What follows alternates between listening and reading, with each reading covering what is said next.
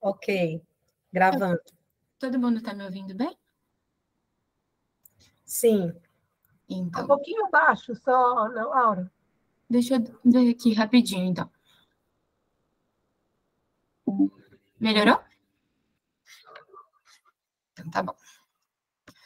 Bom, boa noite. Para quem ainda não me conhece, eu sou a Ana Laura, eu sou a R3 da EPATO, aqui da escola, e me coube apresentar a sessão clínica de hoje. Tá todo mundo vendo?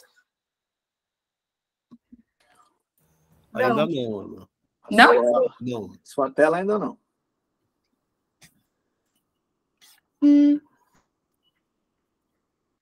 Vamos lá, calma aí.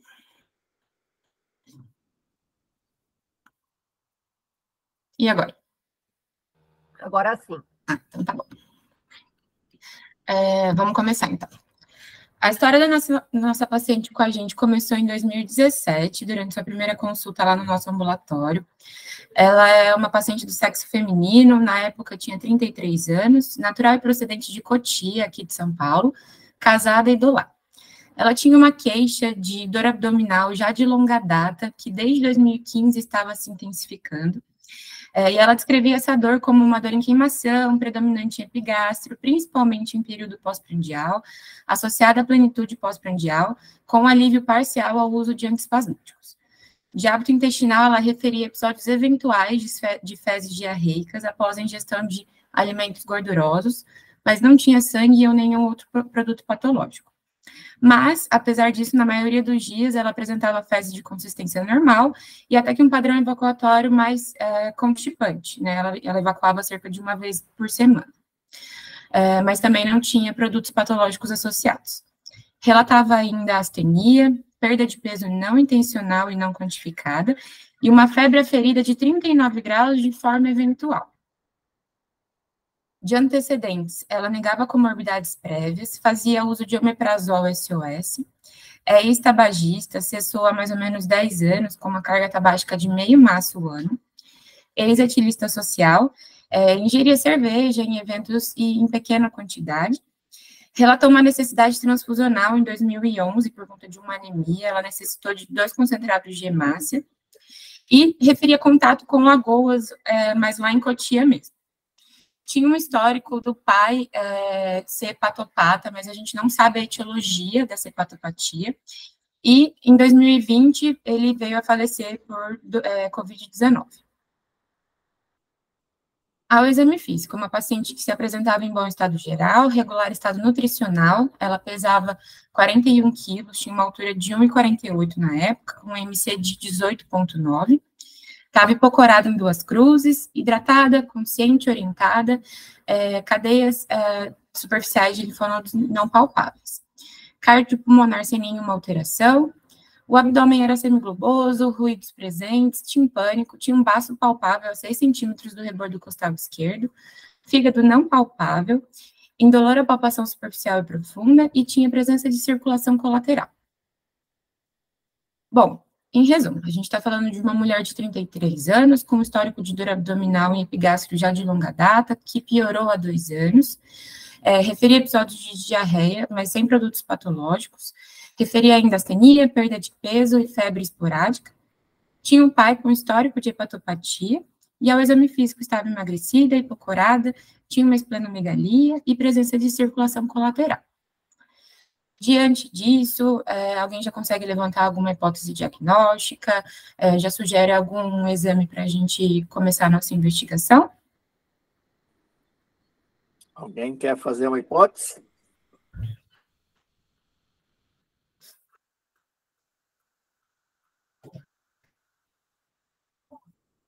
Acho que eu vou pedir para a Dani, então, né? E aí, doutor? Nossa futura hepatologista. Olha, no comecinho do caso, eu pensei em algumas outras coisas, tipo, vou levantar mais ou menos sindromicamente, né, como que eu pensei. Ela tem uma queixa de dor abdominal que tem uma alternância, né, tem esses episódios de diarreia, mas tem um padrão mais constipado. Aí até pensei rapidamente se ela podia fechar critérios de Roma, se a gente pensava em uma outra coisa afastada disso, mas ela tem alguns sinais de alarme que chamam bastante atenção, tem emagrecimento, tem febre, e não tem essa associação tão marcada da evacuação com a dor abdominal. Então, ficou para mim como uma dor abdominal. Febre ela teve, não foi, Ana? 39, a ferida? Ah, sim.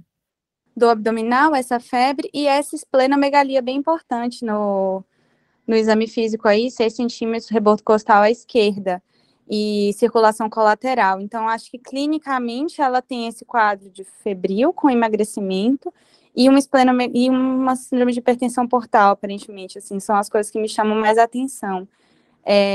Então, eu pensaria, acho que não tem como afastar uma neoplasia hematológica, então eu pensaria em linfoma, pensaria em doenças infectocontagiosas do tipo leishmaniose, esquistossomose, histoplasmose também, mas não me pareceu que ela tenha algum fator de risco maior, e uma doença hepática que pode ter causado, assim, ela pode ter uma hipertensão portal, que seja ela cirrótica ou não cirrótica, ela pode ter uma trombose de veia porta.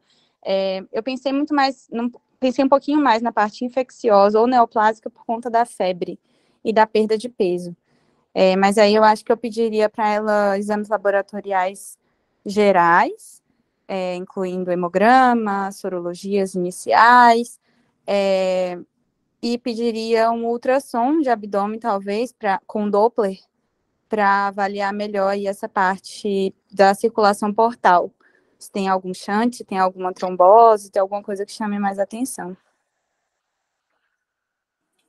Muito bem, acho que é isso mesmo. Tem mais alguém que pensou alguma coisa diferente do que a Dani? Com a história e com o exame físico?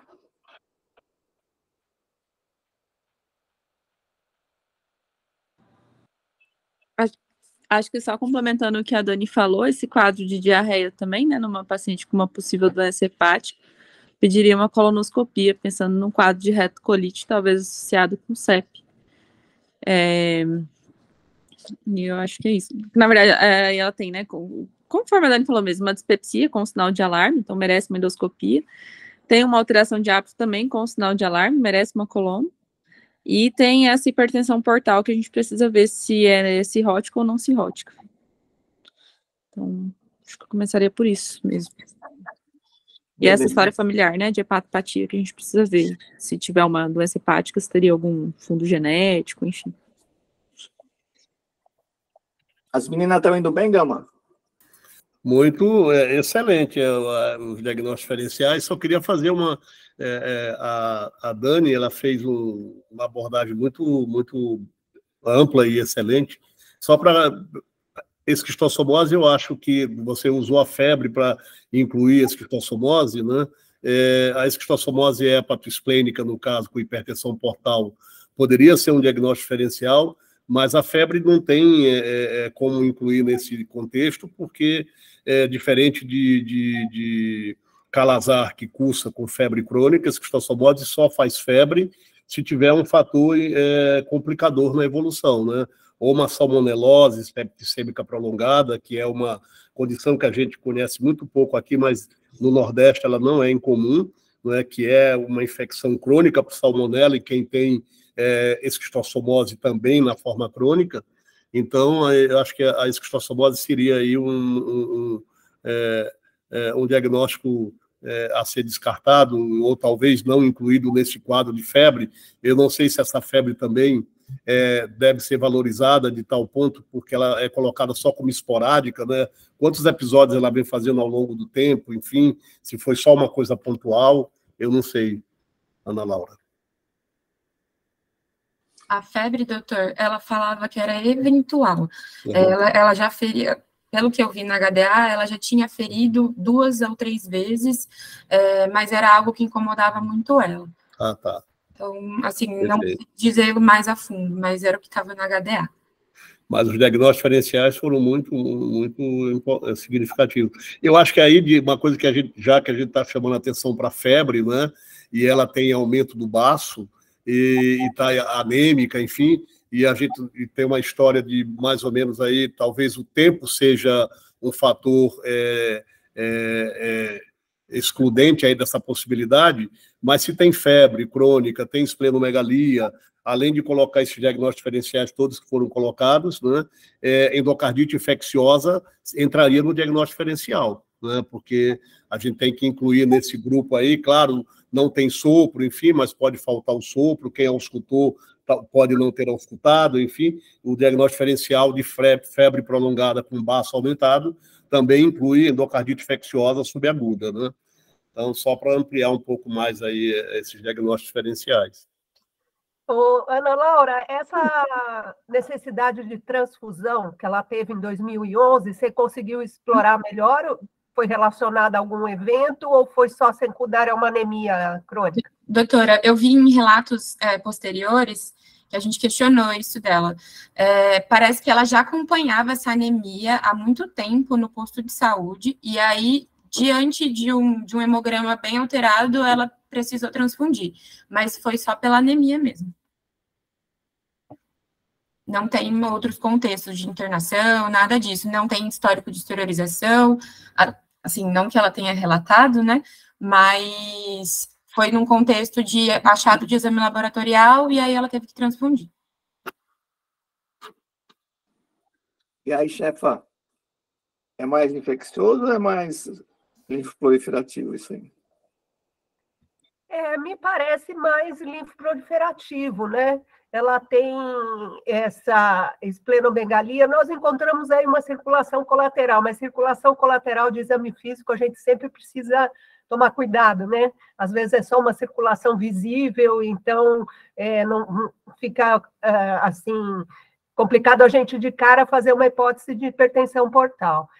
Eu achei mais sugestivo mesmo de uma doença linfoproliferativa, com febre, com repercussão hematológica importante, emagrecimento, esplenomegalia. Eu achei que era um quadro mais dessa natureza do que infeccioso. Mas tem uma febre aí, mas que também linfoma poderia dar febre da mesma forma, né? Então, mas eu acho que essas hipóteses que foram colocadas foram muito bem colocadas. Só me intrigou muito essa anemia, uma anemia de longa duração, né? Desde 2011. Então, a gente fica se perguntando se ela não tem uma hemoglobinopatia associada, um quadro autoimune hemolítico seria muito arrastado, né? Mas alguma condição crônica aí que está causando essa anemia importante, que precisou até de transfusão em algum momento, né? Só uma pergunta, essa esplenomegalia, ela é de grande monta ou não? Estava relatado 6 centímetros do rebordo costal.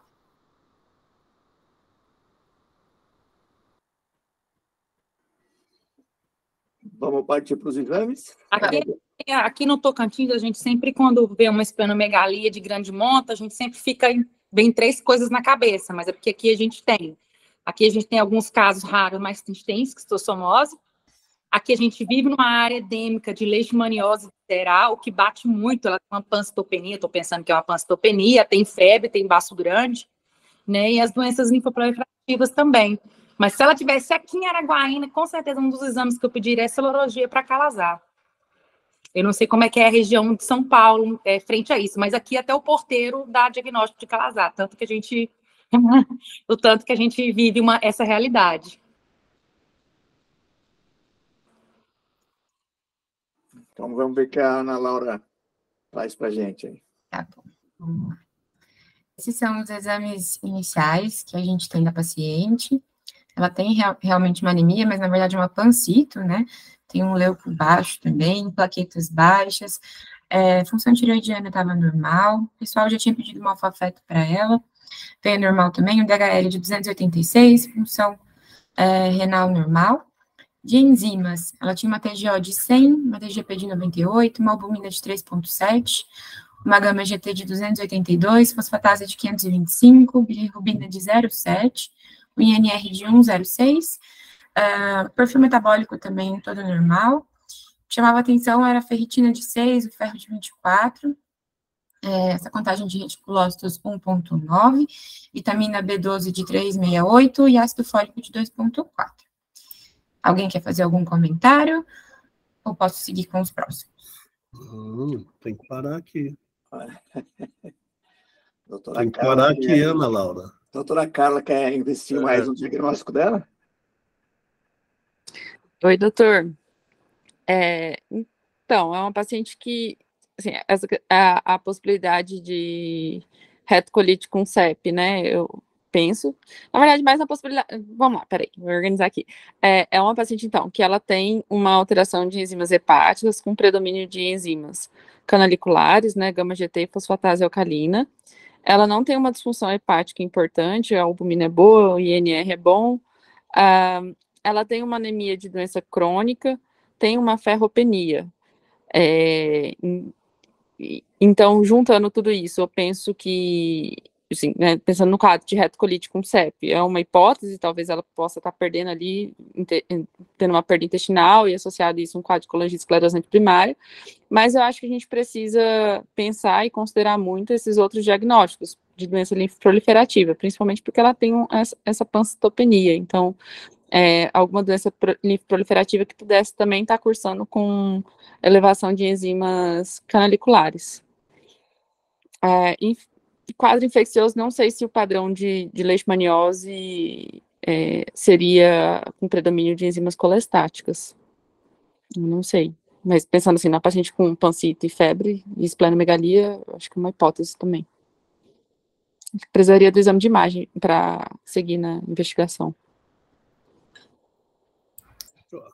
Esse ácido fólico bem baixo tem alguma... Exatamente, aqui chama atenção, ela tem uma anemia, né, predominantemente microcítica, né, uma ferritina muito baixa, né, um ácido fólico também depletado, né, como se ela... E se ela não está, imagina que se ela não estiver perdendo, ela pode não estar absorvendo, né, porque o folato também é absorvido ali na porção proximal ali do intestino delgado, né, diferente da B12, que é lá no ilho, o folato é lá em cima. Então, se ela tem duas carências, né? Provavelmente o VCM dela está pequenininho aqui, porque ela tem mais deficiência de ferro do que de B12, do que de folato, né? E aí ela faz mais um padrão microcítico aqui. Mas ela tem, sim, doutora, carência de folato aqui, 2,4 de ácido fólico, né? E aí a Carla falou da pancitopenia e da doença linfoproliferativa, não esquecer que ela tem um bastão ali, né, que pode ser hiperesplenismo fazendo pancitopenia, né? E aí ela poderia, aquela circulação colateral, ela poderia corresponder a uma hipertensão portal, o baço crônico pode ser de hiperesplenismo, então ela teria essa pancitopenia aqui bem documentada aqui nesse hemograma. E uma outra coisa que, só para chamar a atenção da Bárbara, ver se eu estiver errado, ela corrige, no Calazar, ela teria aqui uma albumina muito baixa, teria uma globulina muito alta, né, que nem foi colocada aqui, porque não chamou atenção, né? Calazar é uma doença que se marca de hipergama globulinemia, às vezes tem 10 de proteína total, 2 e pouco é albumina, 7 é globulina, né? Talvez seja uma das condições, depois de mieloma múltiplo, que mais faz hipergama globulinemia. E ela tem uma albumina preservada, não tem aqui, não foi colocado o nível de gama globulina, provavelmente porque não era relevante. E eu acho que Calazar, para 2 ou 3 anos de evolução, sem um comprometimento geral muito grande, né? Calazar é uma doença que, se você não diagnostica precocemente, lá na frente o paciente morre de infecções, né? E o diagnóstico, quanto mais tardio pior é o prognóstico, né? Mas só para colocar essas considerações, mas eu acho que essa anemia é bicarencial aqui, é ferro e é folato, né?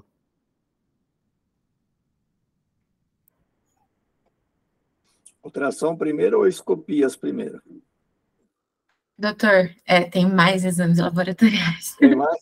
Tem mais, a gente já tinha pedido tudo na admissão dela. A gente tem, doutor, a eletroforese que eu coloquei aqui, tá? Ok.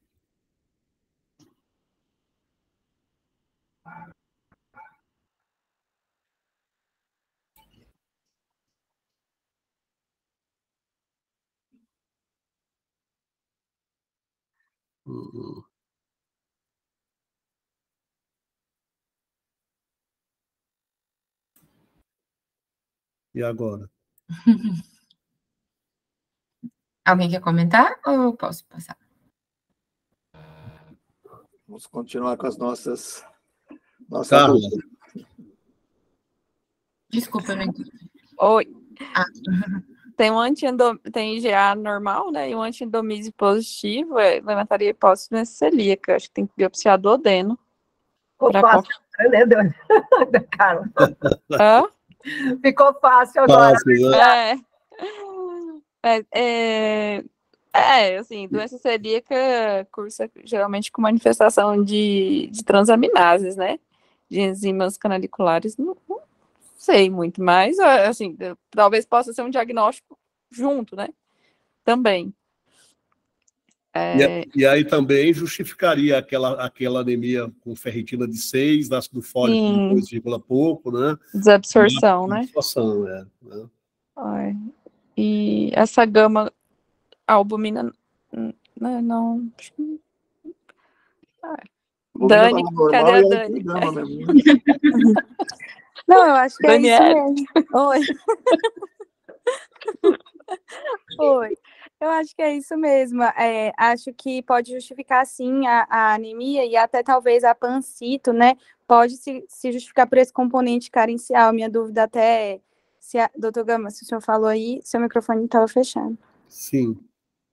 Porque assim, talvez esse componente pancitopênico não seja só do hiperesplenismo, pode ser da carência de folato, né? Porque as anemias por deficiência de folato e de B12, elas são pancitopênicas, né?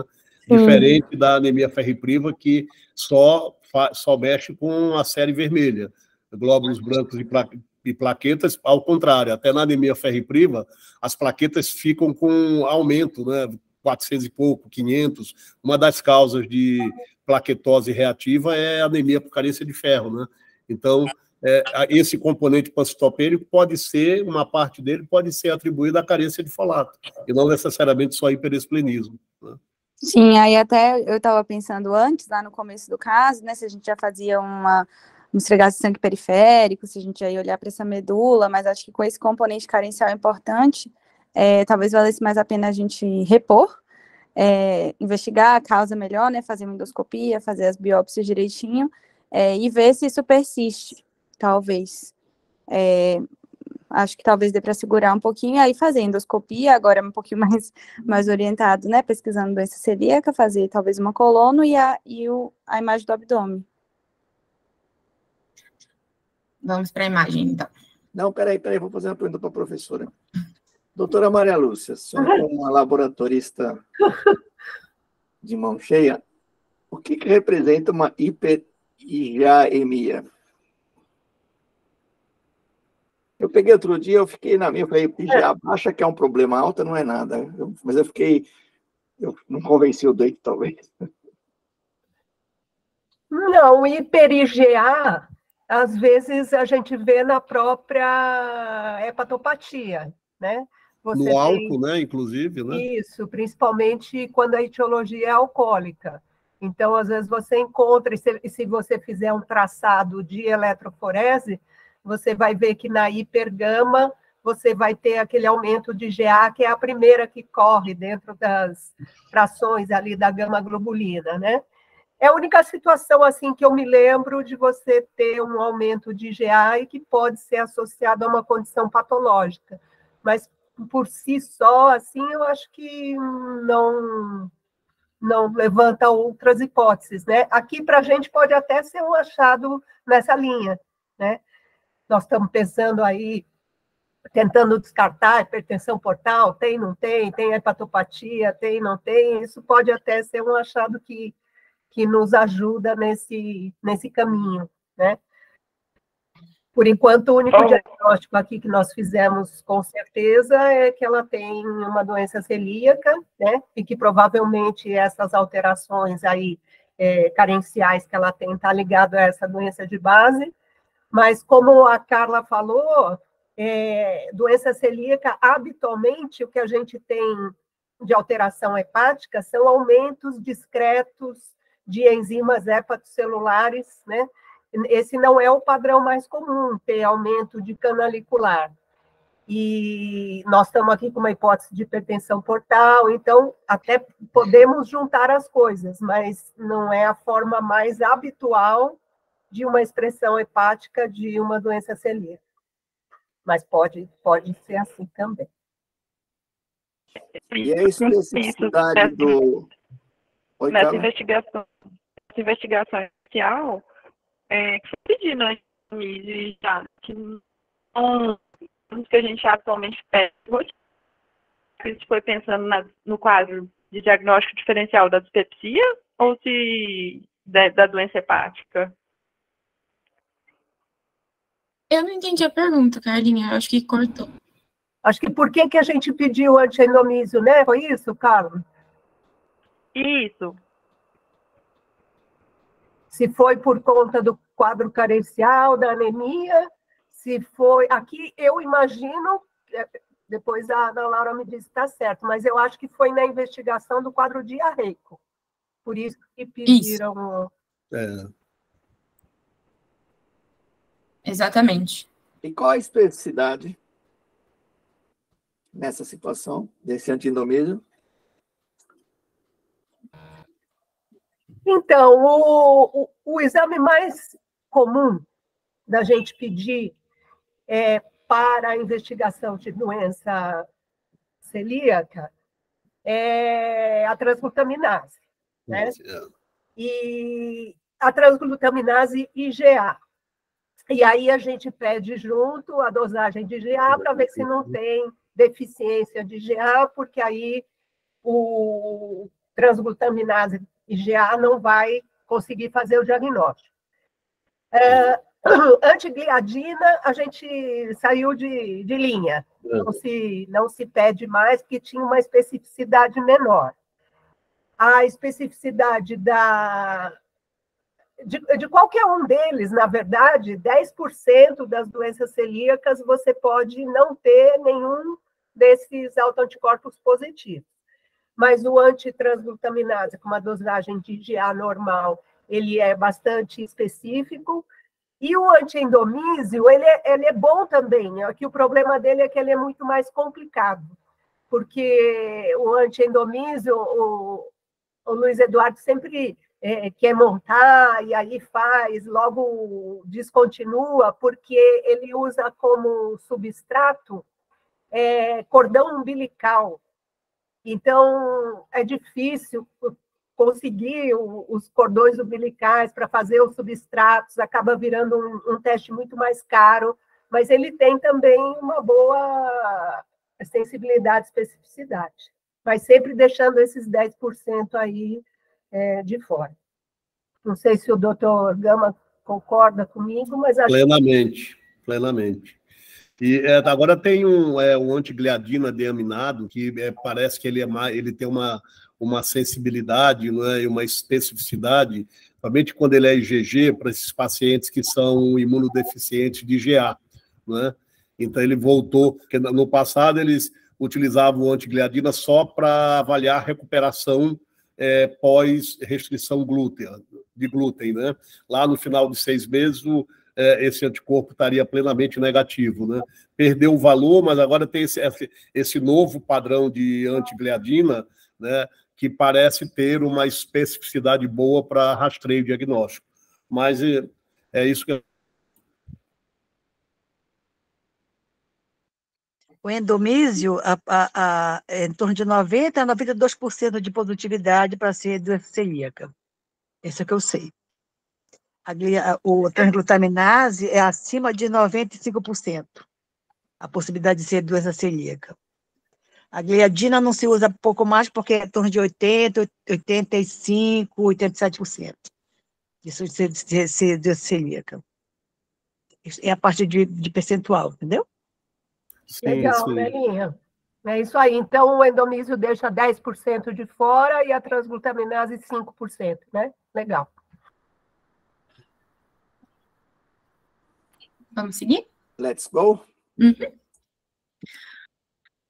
Bom, esses são os exames de imagem que a gente solicitou do primeiro contato que a gente teve com ela, né?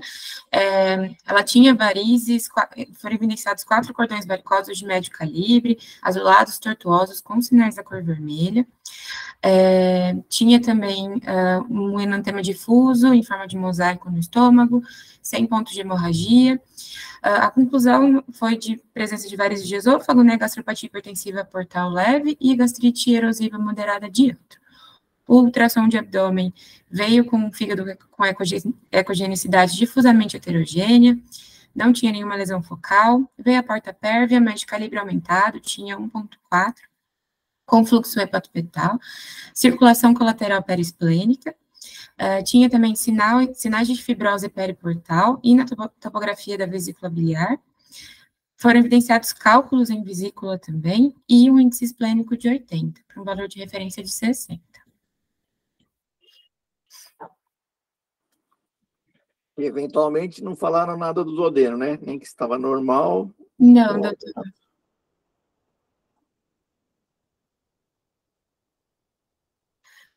Na verdade, do duodeno eu tirei aí porque estava normal, tá? Nessa primeira endoscopia que ela fez, estava tudo normal, tá bom? E aí, vamos continuar com o diagnóstico de doença celíaca, mais comprometimento hepático, ou essa fibrose periportal, perivesicular, está incomodando. Ela tem 33 anos, né? E já se apresenta assim com varizes de esôfago, com gastropatia hipertensiva portal. Então, ela já tem realmente uma hipertensão portal mais significativa.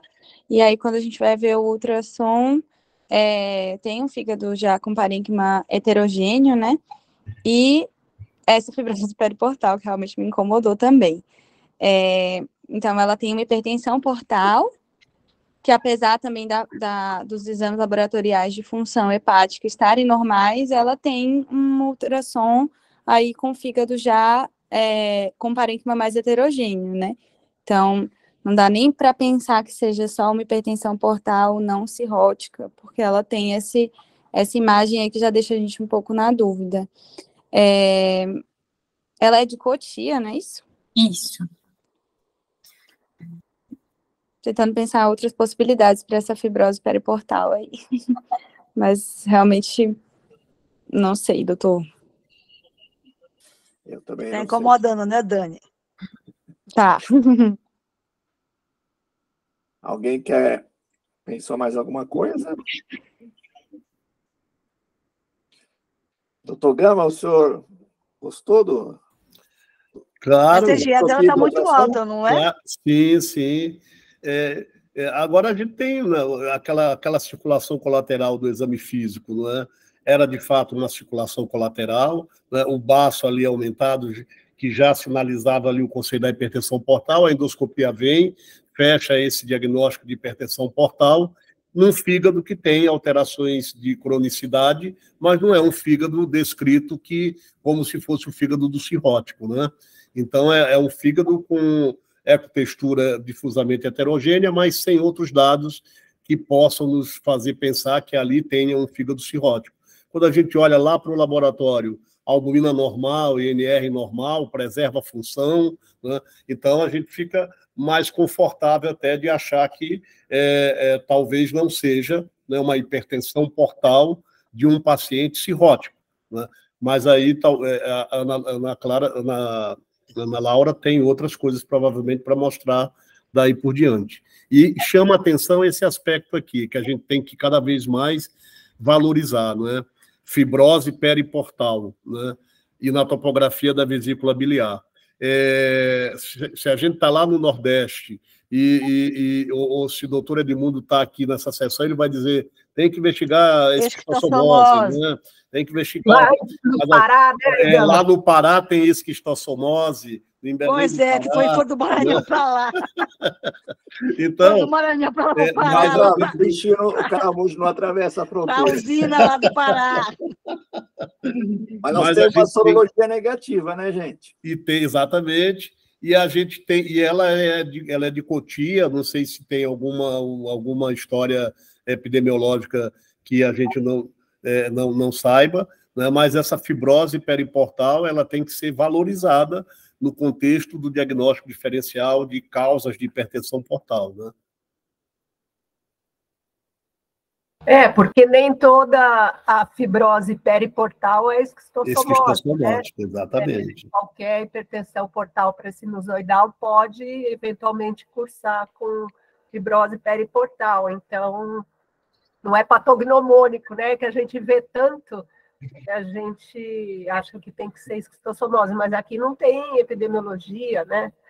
Ela é aqui da grande São Paulo, né? Cotia. Eu acho que ela foi para o Maranhão, prof. Lúcia. E a outra coisa, com baço palpável a 6 centímetros, tem um índice esplênico só de 80, né? Doutor, mas eu acredito que seja por conta do biotipo dela, ela é bem pequenininha. Ela tem 1,48 m. Ela é bem miudinha. Acredito que seja por isso, né?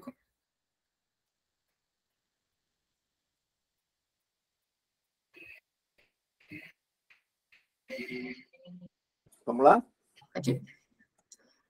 Bom, diante de todas essas dúvidas, né, na época a gente pediu uma colônia de ressonância, né, para dar uma avaliada na via biliar, e veio com um fígado com sinais de hepatopatia crônica, com contornos lobulados, bordos rombos, tinha acentuação de fissuras, hipertrofia do caudado e dos segmentos laterais esquerdos, tinha sinal do parênquima heterogêneo, mas não tinha nenhuma caracterização de lesão focal. Veia porta pérvia, veias hepáticas pérvias, não tinha sinal de dilatação das vias biliares intra- e extrahepáticas, vesícula biliar normal distendida, com paredes levemente espessadas, tinham cálculos não obstrutivos medindo até meio centímetro. A esplenomegalia tinha nódulos sideróticos, faixas hipointensas, de aspecto residual, com circulação colateral esofágica, periesofágica de fino calibre, perigástrica e no hilo esplênico também. Não tinha líquido livre na cavidade. E agora alguém ajudou em alguma coisa? Não ajudou? Bonitinho o seu slide.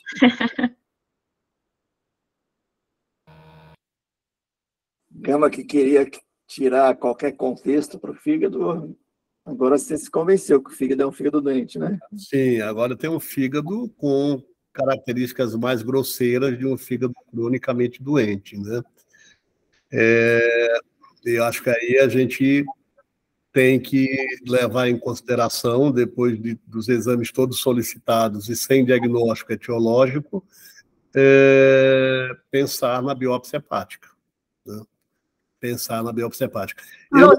Eu não sei, eu faria, antes de biópsia hepática, eu faria uma elastografia para a gente avaliar, né, porque está disponível, a gente pode ter, né, em mãos para ver, e para tentar fazer uma correlação.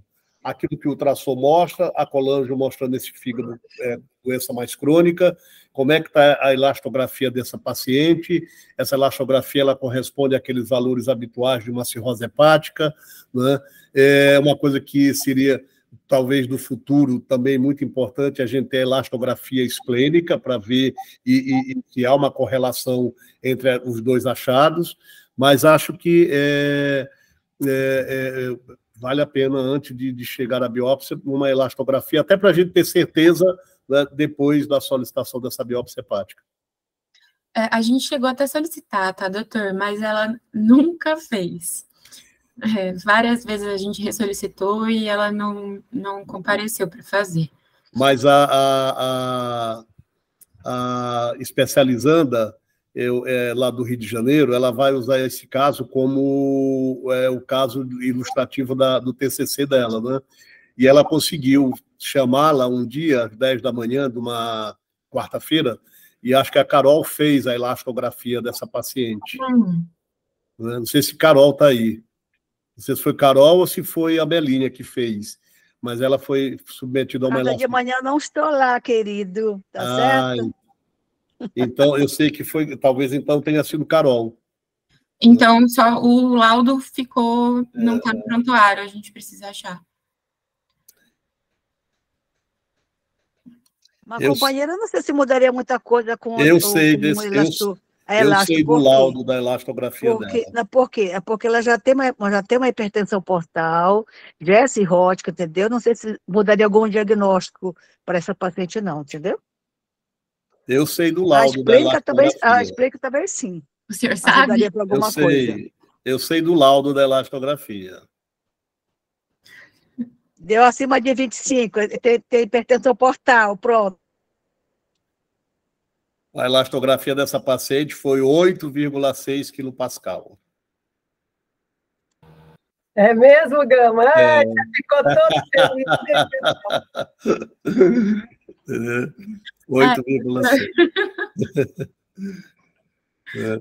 Porque ela tinha, a gente tinha conversado com... Fala assim, vamos pedir a elastografia para você ter um dado na descrição do teu TCC que reforce aquilo que a gente vai discutir, né? Porque depois a gente vai ver que o diagnóstico caminha por uma outra trajetória, por uma outra estrada aí, né? Que é o motivo, inclusive, da nossa discussão daqui a pouco, e a elastografia para essa paciente seria necessária, né? Como complemento da investigação diagnóstica, né? E depois, obviamente, a biópsia hepática. Uhum.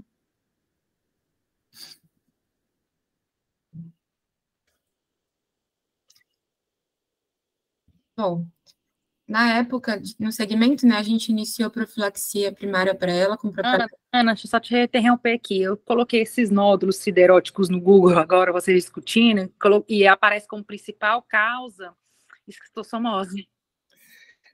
Mas nódulos sideróticos... no baço. Quando doutora Valéria, tem até um nome, quando você faz a biópsia esplênica, nódulos, corpúsculos de Guion, alguma coisa assim. Isso é só sobrecarga férrica, entendeu? Não é exclusivo, não é um achado exclusivo do paciente esquistossomótico. É descrito no baço do esquistossomótico, mas não é um achado específico ou definitivo do diagnóstico. Entendi. É porque dela, com todos esses achados aí, mais esses nódulos aí eu falei, não, gente, esse trem é esquistossomose. Gente, essa mulher nunca saiu de São Paulo, gente. Não. Maranhão, que é Maranhão, eu já vi aqui, não é área endêmica também. Pro Maranhão. Mas não é, eu vi o mapa aqui, Maranhão não é área endêmica de esquistossomose. Maranhão é. Quando eu fiz faculdade, eu era monitor da Infecto e a gente viajava para uma cidade chamada... 10 anos atrás. A gente viajava para uma cidade chamada São Bento para fazer inquérito epidemiológico. E aí a gente fazia pesquisa de cato-cates na população toda, botava remédio nas lagoas para matar os caramujos, educava as pessoas, mas não tinha como, porque ali era a área de sobrevivência deles. Essa região de São Bento ela é muito rica em esquistossomose. Maranhão é uma zona endêmica. Mas ela nunca foi lá, não, Bárbara. A Melinha está brincando, ela não tem antecedente epidemiológico. Na verdade, assim, eu vi aqui no Google também, eu fazendo pesquisa de Google para lembrar qual era as áreas, tem mapa que inclui o Maranhão e tem mapa que não inclui o Maranhão, então tá difícil. A gente questionou várias vezes se ela já viajou. Até eu já atendi essa paciente, a gente sempre questiona isso, ela falou que nunca saiu de Cotia. Posso seguir? Repetindo a história até aqui, a gente está com uma paciente com diagnóstico de doença celíaca, onde a gente conseguiu encaixar várias coisas, a diarreia, a anemia, emagrecimento, a parte carencial, e nos deparamos com uma hepatopatia com hipertensão portal, que nós estamos aqui achando que é uma hepatopatia avançada peronomútil, né?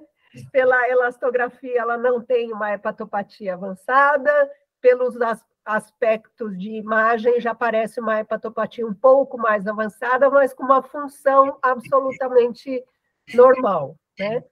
E não temos diagnóstico etiológico até agora para essa hepatopatia, né? Pode estar associada à doença de base, Outras causas que foram levantadas aqui, a gente não conseguiu confirmar.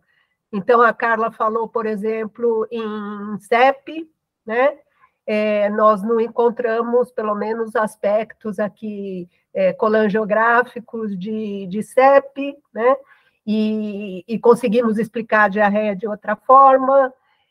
Esquistossomose está difícil porque não tem essa parte toda epidemiológica que a gente já comentou. Doença autoimune, hepatite autoimune, ela também não tem características, o quadro dela é mais colestático, autoanticorpos negativos, IgG normal. Então, nós estamos aí nesse ponto, vamos ver o que como o Gama falou, acho que agora é biópsia, né? Bom, a gente solicitou essa biópsia, né, mas levou um tempinho para ela ser feita. Na época foi iniciado o propranolol, 20 miligramas de 12 em 12, mas foi uma paciente que fez intolerância ao uso do beta-bloqueador, então a gente lançou mão das endoscopias para fazer a erradicação das varizes. Além disso, a gente iniciou a reposição de ferro também. E nesse meio tempo, né, até ela biopsiar, eu coloquei aqui o painel de exames dela de 2019 até 2022, tá? Ela acabou biopsiando em 2020, tá? Coloquei só uma linha evolutiva para todo mundo ter uma noção sobre como que foi, a gente estava acompanhando ela de perto, ela ia a cada 3 meses no ambulatório, mas ela mantinha sempre esse padrão de alteração das enzimas, às vezes caía um pouco de hepatocelulares, mas mantinha-se sempre alto.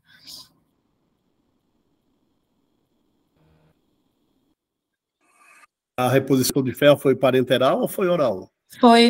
Foram os dois, doutor. Os dois. E aí, numa época, parece que ficou só parenteral, porque ela não aguentava fazer o noro por umbial. Tá. Teve um momento aqui com umas hepatocelulares mais altas, né? Sim. 415, 326. Colono a gente não fez. Doutor, não. Ela fez mais recentemente.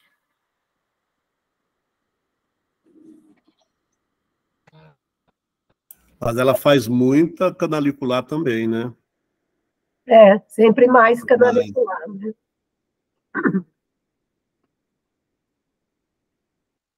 Pode seguir? Perfeito. E mantendo sempre a albumina normal, INR normal, né?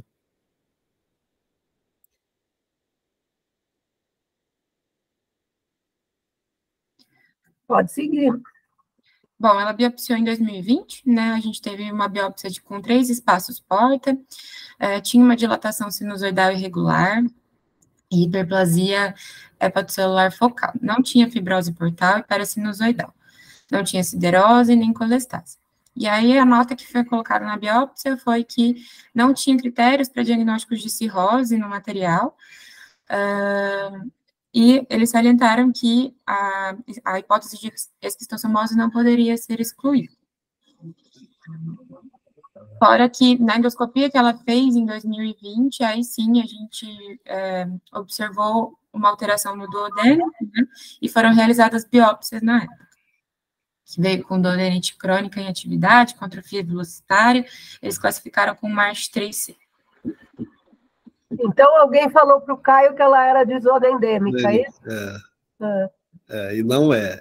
Não e é, a né? Ana Laura deixou de ler a frase mais importante, que foi a última do laudo. Há ainda a necessidade de considerar o diagnóstico de esclerose hepatoportal como diferencial. Eu coloquei por conta disso. Uma pena ter só 3 espaços porta. Pois é. Para esses diagnósticos, eles falam que precisam um NACão, né? Isso é um fator limitador, né? Porque eles colocam, é necessário, né, que tenha pelo menos 20 milímetros de comprimento, que tenha 10 espaços porta e que tenha um patologista altamente especializado. O patologista a gente tem, doutor Caio, mas 3 espaços porta não vai ajudar de fato, né? Então, e ainda assim ele viu aqui alguma coisa que sugeria e colocou o diagnóstico diferencial de não deixar de considerar a esclerose hepatoportal, né?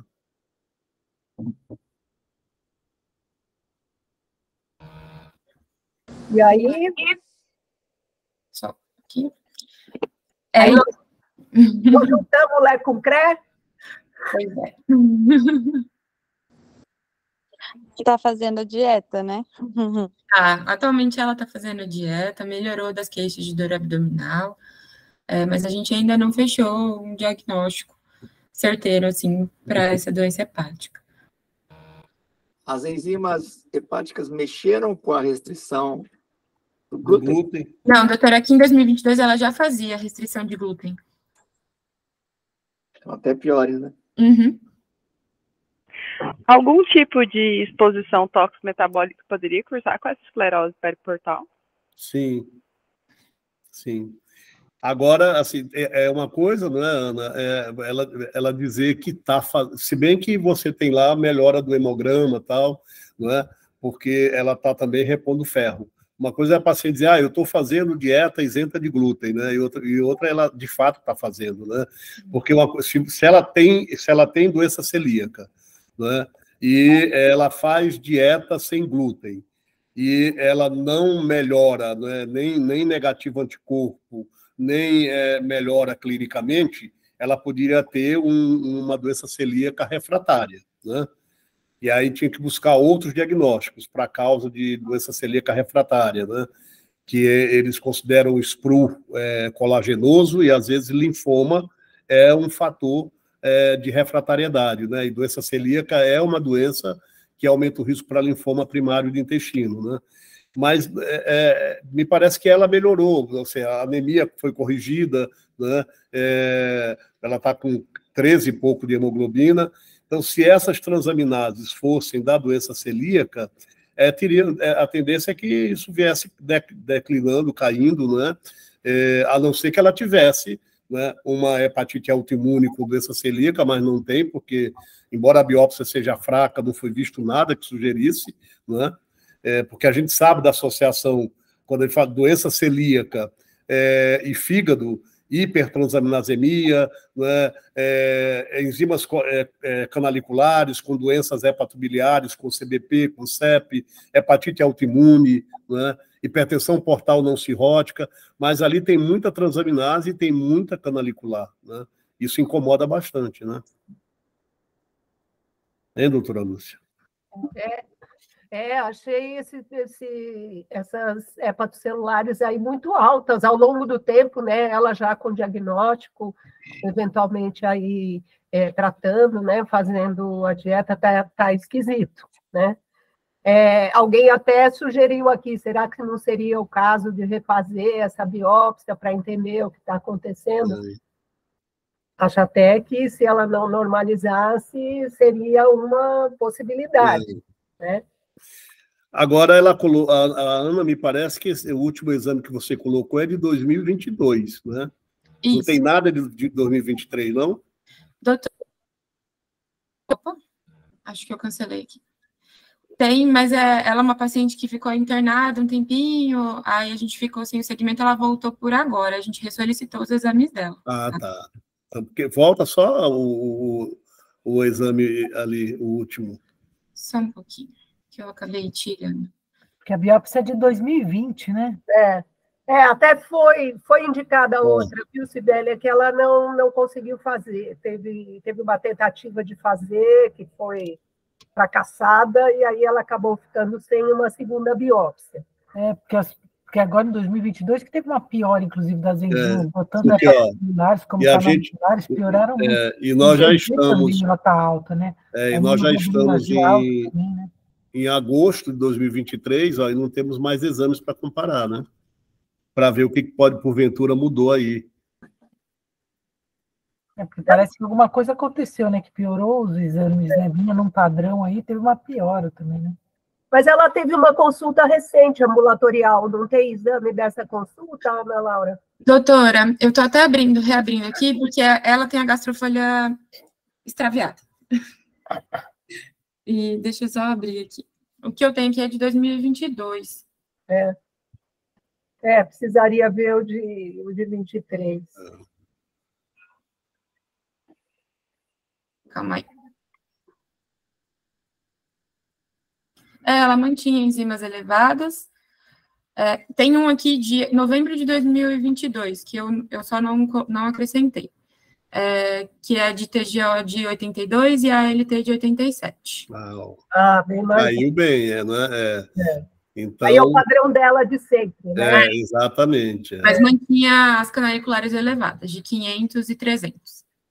Deve ter alguma intercorrência aqui dessa enzima alta aí. Exatamente. Depois ela voltou para o padrão habitual dela, mantendo as canaliculares elevadas.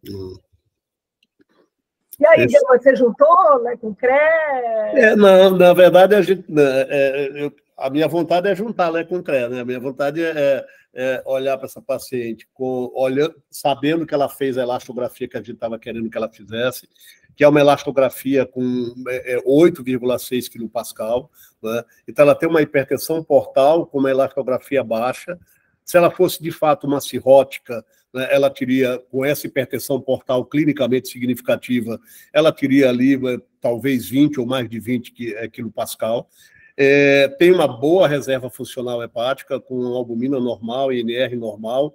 Então, a princípio, a gente queria juntar uma paciente que tivesse uma hipertensão portal não cirrótica, né, com a doença celíaca bem claramente diagnosticada, e juntar, portanto, essas duas situações, né, para definir com um diagnóstico. Ela tem uma hipertensão portal não cirrótica, e que não é esquistossomótica, que está dentro do conceito mais recente da doença vascular porto-sinusoidal, para a qual a doença celíaca poderia ser um fator etiológico reconhecido, né?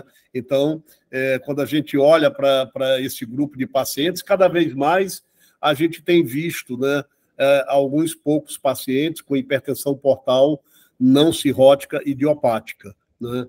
Que é esse termo que se usou durante esses últimos anos, mas já foi chamada também de esclerose hepatoportal, fibrose portal não cirrótica, hiperplasia nodular regenerativa, né, cirrose incompleta, e aí veio, finalmente, a denominação de hipertensão portal não cirrótica.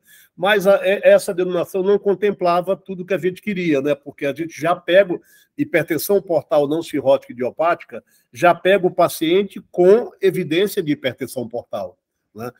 Mas tem um grupo que tem a doença, né, pré-hipertensão portal, pré-clínica, que é aquele paciente com alterações crônicas das enzimas hepáticas e que você procura diagnósticos diferenciais entre todas as causas de vírus hepatotrópicos, de doenças metabólicas, de doenças autoimunes, né? E você não encontra um diagnóstico para essas pessoas.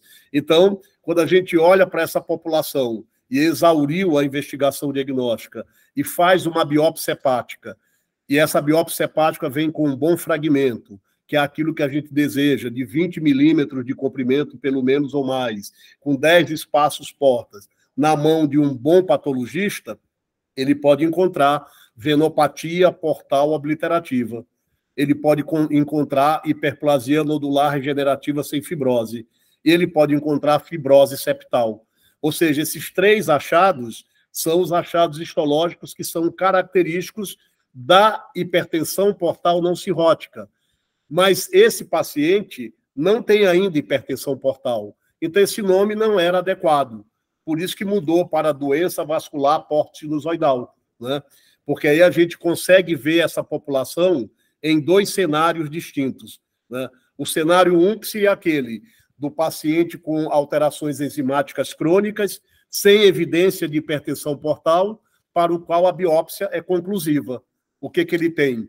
Venopatia portal obliterativa. O que ele tem? Hiperplasia nodular regenerativa. O que ele tem? Fibrose septal. O conjunto de achados define o diagnóstico da doença vascular porto-sinusoidal. Qual é o percurso que esse paciente vai ter? A gente não sabe se ele vai progredir para hipertensão portal, a gente não sabe quanto tempo lá na frente as varizes aparecerão ou se elas aparecerão. Mas tem o segundo cenário, que é esse aqui dessa paciente, que tem as alterações laboratoriais do fígado e já tem hipertensão portal, né? E essa hipertensão portal, se ela não é cirrótica, se ela não é esquistossomótica e se ela não tem causas definidas, será que a hipertensão portal, né, não cirrótica idiopática para essa paciente, a biópsia também é essencial. E aí a gente vai encontrar as mesmas alterações histológicas que eu disse antes, só que agora é um novo cenário de uma paciente que já tem hipertensão portal, clinicamente significativa, né? Então, eu acho que por isso que o nome mudou. Quando a gente pergunta assim, por que não mantiveram, né, hipertensão portal não cirrótica idiopática? Porque ela não contemplaria, né, o cenário todo, ou o universo todo desse diagnóstico. Porque você só conseguiria definir aqueles que já tivessem com hipertensão portal. Então, por que veio doença vascular porto-sinusoidal, né? Primeiro, porque nem todos têm hipertensão portal no momento do diagnóstico.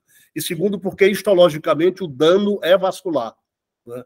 Aonde esse dano se localiza, não é? Nos ramos lobulares da veia porta intrahepática, né? No sinusoide hepático. Então, é uma doença vascular. E é uma doença vascular que ainda a gente tem muita dificuldade de entender a fisiopatologia. Ela é uma doença tão complexa do ponto de vista fisiopatológico, né? Do ponto de vista, né, da própria patologia, e ela tem uma série de situações que englobam possibilidades de diagnóstico etiológico. Vide esse caso aqui da doença celíaca, né? Então, quando a gente olha para um paciente com doença vascular porto-sinusoidal, antigamente denominada hipertensão portal não cirrótica idiopática, 50% deles, pelo menos, terão uma etiologia definida. E aí a literatura diz o seguinte, inclusive, é interessante porque quando a gente vê as doenças vasculares do fígado, né, lá quando a gente lê as doenças vasculares do fígado, lá pelas diretrizes da ISO, ele coloca, não é, quando você vê uma trombose Budd-Chiari ou uma trombose de veia porta, não fique, não se acomode quando você tem já um diagnóstico etiológico, porque você pode ter 2 ou mais fatores etiológicos no mesmo paciente. Aqui na doença vascular porto-sinusoidal, eles falam a mesma coisa. É possível que você encontre mais de um fator causal, né, nessa paciente que tem doença vascular porto-sinusoidal, né? Então, não seria necessariamente só doença celíaca. Ela podia ter um fator protrombótico, né? Então, quando a gente olha para os diversos fatores etiológicos, a gente tem as trombofilias, e a gente deve lembrar delas, né? Lembrar de deficiência de proteína C, deficiência de proteína S, fator 5 de Leiden, né?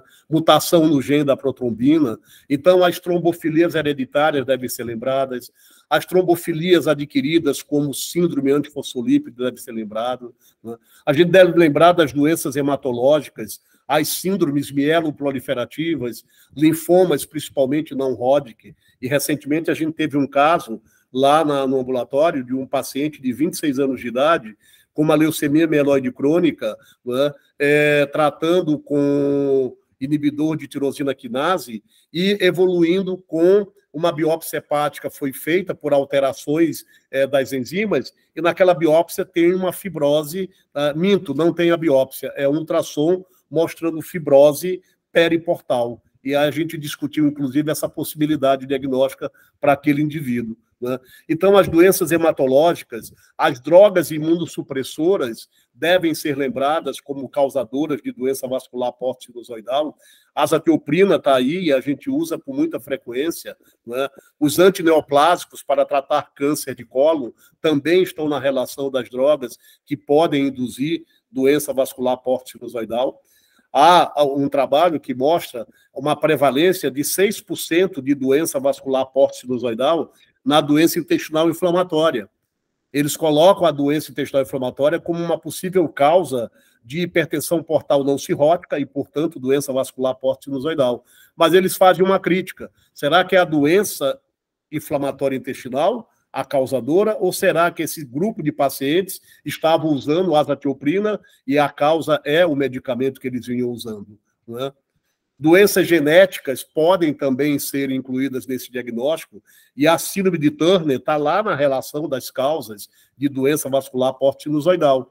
Quantas vezes a gente vê Turner no ambulatório, ou pelo menos meia dúzia daqueles casos que a gente vê com esteatose hepática, né, com alteração de enzimas, né, e a gente vê assim, isso é a esteatose do paciente com síndrome de Turner.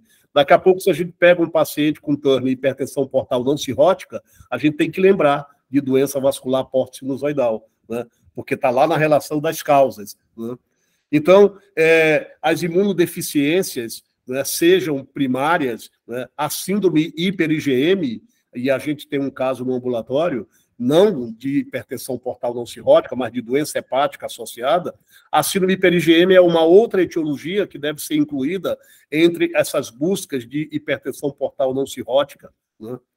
As doenças autoimunes, sejam elas, né, lúpus e Sjögren, artrite reumatoide, síndrome Felt, todas elas, as doenças autoimunes devem ser lembradas também. E as doenças gastrointestinais, como doença celíaca e doença intestinal inflamatória, estão nesse pacote, né, de fatores etiológicos relacionados à hipertensão portal não cirrótica, né, que hoje é melhor configurada como doença vascular porto-sinusoidal, né. E aí a gente se pergunta, por que a doença celíaca pode fazer hipertensão portal não cirrótica? Né? Acredita-se que, né, o glúten promove uma apoptose de enterócitos, né? E essa apoptose de enterócitos estimularia, né, microtrombos na circulação porta, nas pequenas vênulas portais intrahepáticas, levando a dano ali vascular. E há uma associação muito interessante que eu identifiquei, lendo a respeito, que esses pacientes com doença celíaca, que evolui com doença vascular porto-sinusoidal, eles costumam ter, e a gente vai pedir para essa paciente, níveis elevados de anticardiolipina IgA. A anticardiolipina é um anticorpo de uma doença trombótica, né? Então, essa anticardiolipina IgA em níveis elevados nesse paciente poderia ser, né, um marcador aí de risco para essa doença vascular, né, intrahepática, né, pré-sinusoidal, que é a doença vascular porto-sinusoidal que a gente está discutindo aqui. Então, a doença celíaca entraria muito bem nesse contexto aqui do diagnóstico. Se a gente quisesse, né, olhar para uma doença hepática crônica com uma elastografia abaixo de 10, né, com hipertensão portal bem documentada, preservando função hepática e acreditando que aquela biópsia, mesmo pequenininha, não encontrou critérios para cirrose hepática, ela teria uma hipertensão portal não cirrótica. Essa hipertensão portal não cirrótica é idiopática, né? Ela é doença vascular porto-sinusoidal, né? Vamos, então, buscar uma causa para ela. A doença celíaca já seria ali, né, o fator determinante para desencadear tal desfecho, né? E aí, quando a gente olha para o diagnóstico ou a suspeita clínica, a gente tem que pensar, né, que biópsia hepática é essencial para esse diagnóstico. O radiologista experiente ajuda muito, porque detalhes, né, do ultrassom, detalhes da tomografia, né, ajudam bastante, né, para encontrar essa fibrose periportal, tanto extra quanto intrahepática, né, para avaliar se não tem comunicação veia-veia, que se vê mais nesses pacientes do que no paciente com cirrose hepática, né? Então, as características de um fígado crônico ela tem, mas será que ela tem características de um fígado cirrótico, né? Além da imagem, né, ultrassonográfica com Doppler, além da imagem, né, com tomografia ou uma ressonância, a elastografia é fundamental. E se a gente pudesse ter o estudo, né, hemodinâmico, medir a pressão, né, do gradiente da veia hepática, né, por via transjugular, a gente ia encontrar ali o nível normal ou, no máximo, ali em torno de 10 milímetros de mercúrio, diferente do gradiente que a gente vê no paciente cirrótico. E por que esse gradiente é normal ou só discretamente alterado? Porque é uma hipertensão portal pré-sinusoidal e porque tem muita comunicação veia-veia. Então, a pressão ali portal não é tão exuberante, né? Diferente, obviamente, do paciente cirrótico. Então, o estudo hemodinâmico seria útil para a avaliação desses pacientes. Não tendo a elastografia abaixo de 10 kPa, ajuda bastante, porque não é um fígado cirrótico, né? Então, essa hipertensão portal não tem ali 20 ou mais de 20 kPa, como a gente observa na hipertensão portal do cirrótico. E aí, depois disso, a biópsia hepática, que deve ser sacramentada. A biópsia hepática é essencial. E, embora existam várias alterações histológicas, as 3 que são definidoras são essas: venopatia portal obliterativa, hiperplasia nodular regenerativa e fibrose septal. Este conjunto, né, determina aí, né, um selo melhor para o diagnóstico. mas também reforça-se algo que é importante. Se eu já encontrar uma venopatia portal obliterativa, esse é o maior preditor, o preditor mais forte do ponto de vista histológico, para falar de uma hipertensão portal não cirrótica e, portanto, doença vascular porto-sinusoidal. Né? Senhora. Pergunta nesse ponto aí. Essa venopatia portal obliterativa, ela é a mesma coisa do que a esclerose hepatoportal? A mesma coisa, a mesma coisa. Inclusive, recentemente, eles querem mudar a denominação venopatia portal obliterativa para estenose portal, estenose da veia porta, porque qualquer redução do lúmen de ramos intrahepático da veia porta já seria um preditor dessa doença vascular, né? Dessa doença vascular. E aí uma coisa que é interessante também destacar é que, antigamente, não é, eles excluíam a obstrução da veia porta, né, extrahepática como não diagnóstico de doença vascular porto-sinusoidal. Então, a perviedade da veia porta era obrigatória no ultrassom com Doppler. Hoje não é mais. E por que não é? Porque a gente sabe que a doença vascular porto-sinusoidal, em 30% a 40% das vezes, complica com trombose de veia porta. Né? Então, a frequência de trombose de veia porta nesta condição é maior, inclusive, do que na cirrose hepática.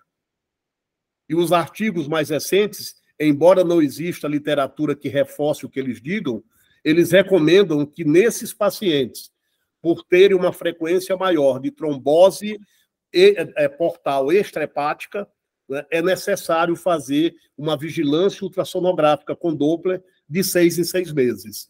Né?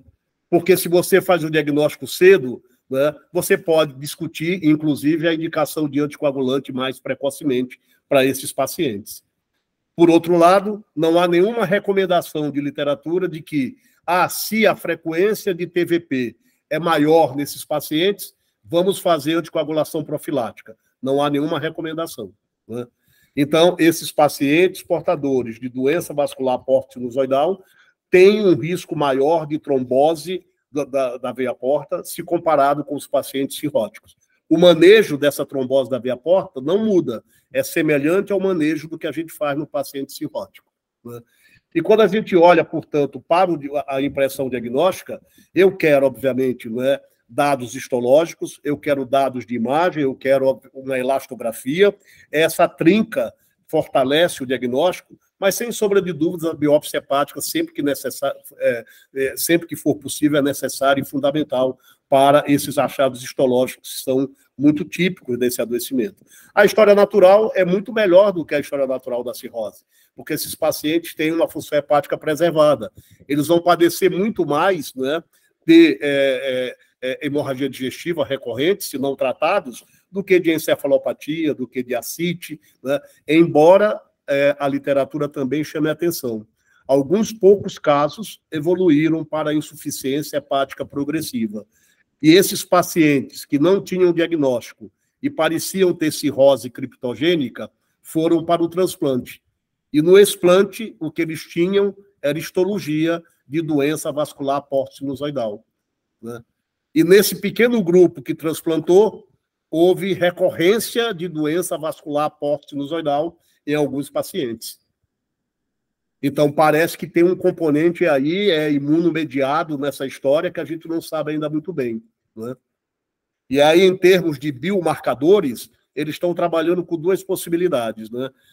Um anticorpo chamado anticorpo anticélulas endoteliais, que é muito mais visto nesta doença do que no paciente cirrótico.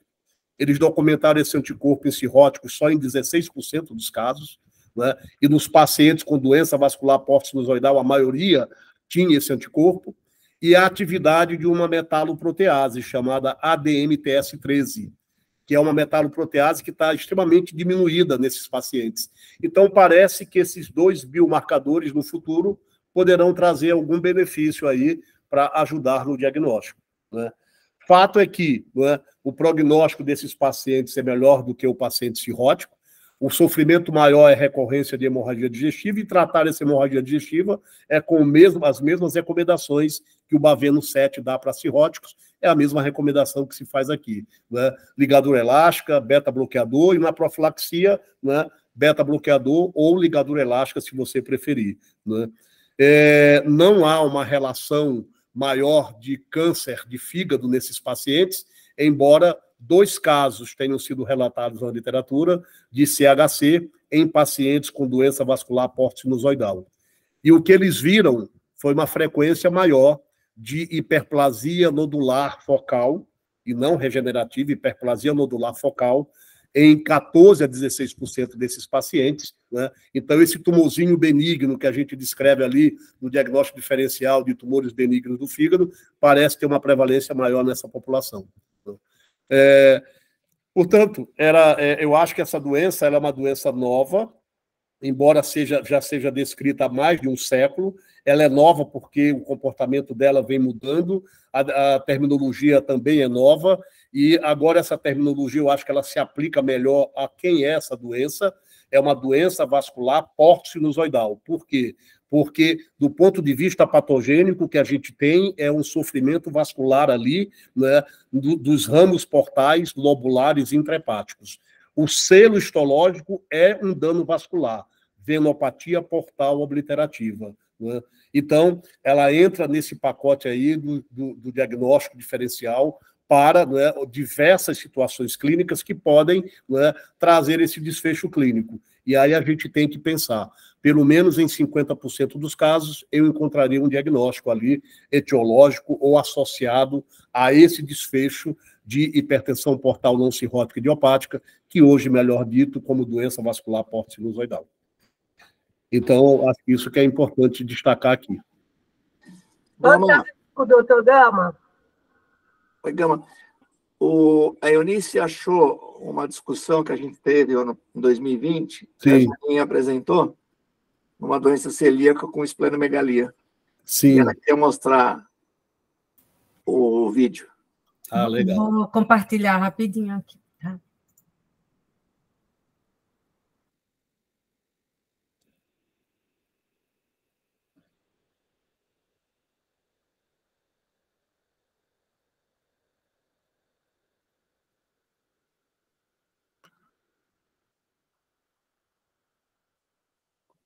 Doutor Edmundo. Está sem som, Eunice.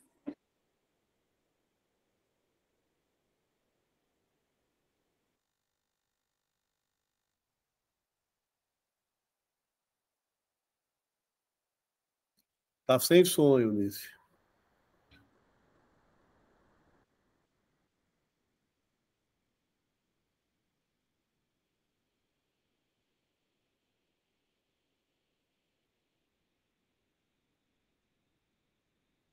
Vocês não conseguiram ouvir?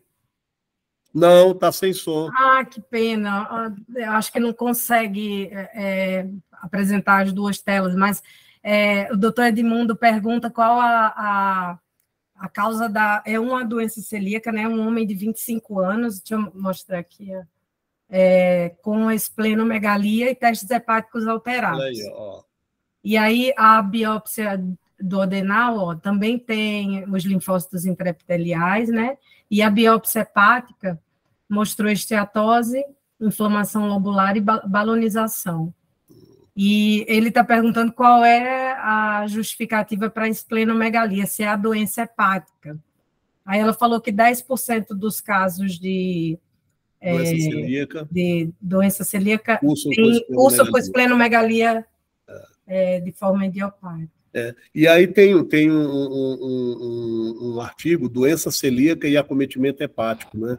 Tem, inclusive, desde as transaminases, né, inocentemente ali alteradas, que se recuperam com a dieta sem glúten, né, até doença hepática crônica com evolução para a cirrose, né, linfoma primitivo do baço, do fígado de células T, né, com maior frequência em pacientes com doença celíaca, né, e a hipertensão portal não cirrótica, que é isso que a gente está discutindo aqui, que hoje é a doença vascular porto-sinusoidal, a melhor terminologia essa condição, né? Então, tem muitos adoecimentos hepáticos relacionados à doença celíaca, além da hipertransaminasemia, né? Esse caso foi a Janaína, né, que apresentou aí, era outra etiologia, né? A esteatose hepática tem uma frequência maior nessa população também. Era doença celíaca. Isso, mas é a doença celíaca associada aí à esteatose hepática. Né? Não era um caso de doença de hipertensão portal. Sinusoidal. Mas esse artigo da Janaína é muito bom, que ela fez uma revisão de alterações hepáticas na doença celíaca, que é bem legal. Eu enviei o link do vídeo aí, Gama. Seria bom você dar uma olhada. Está aí depois eu te mando também no WhatsApp. Está aí no chat, eu te envio. Eu acho que é importante a gente pensar assim, cada vez mais a gente a gente já viu pelo menos meia dúzia de hipertensão portal não cirrótica, né? De vez em quando aparece uma hipertensão portal não cirrótica. Senhor? Ou mais, acho que mais.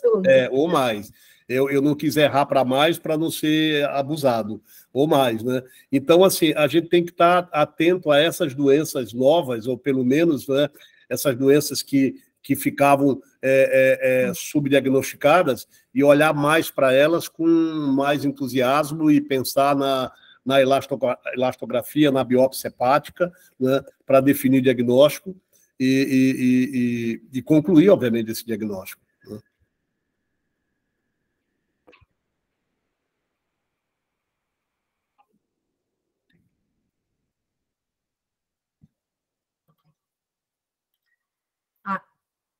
A tomografia, né? Mostrei. A veia porta tinha um e-mail. A veia porta estava do calibre aumentado. Isso. Bom, pessoal, é um bom momento para a gente divulgar aqui nosso YouTube, né? Nós temos todas essas aulas gravadas, e desde que começou a pandemia, então a gente tem um número legal de casos, e esse caso foi de julho de 2020, doutora Janaína, nossa amiga, que está atualmente em Florianópolis, que apresentou. Perfeito. Acho que a gente podia descansar, né, Gama? Sim. Alguém quer perguntar alguma coisa a mais para o professor Gama? Eu quero dar parabéns para o Gama, foi bem legal. Dar parabéns para a doutora Ana Laura, que também foi bem legal. O programa foi bem legal. E as nossas Carla e Dani pela discussão. Muito obrigado e até amanhã. Obrigado, Gama. Abraço, doutor Edu. Muito bom. Nada, doutor. Obrigada. Boa noite. Tchau, gente. Boa noite. Obrigado, Ana Laura. Que isso, doutor. É um prazer.